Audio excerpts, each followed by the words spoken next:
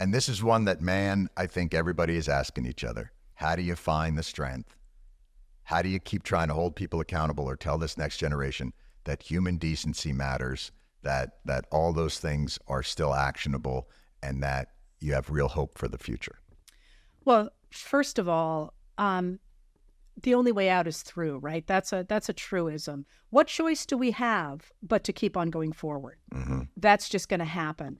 But beyond that, humans are human. And we do, I think, try to do what's right, most of us. And we do try to build communities, and we take care of the people we love.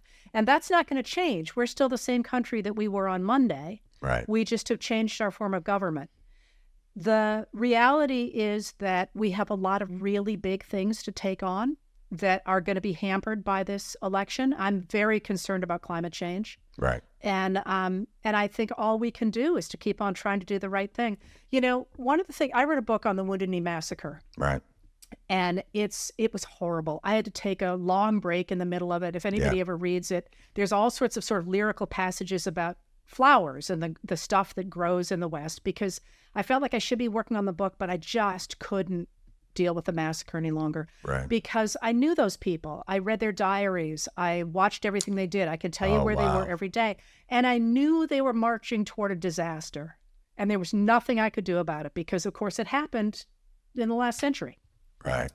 And somebody said to me once, are there any heroes in the Wounded Knee Massacre? And I thought, that's a really good question, because it's such a dark moment. And it's a dark moment not only from the soldiers who shot and from the indigenous people who did stupid stuff and the politicians who set the whole thing up.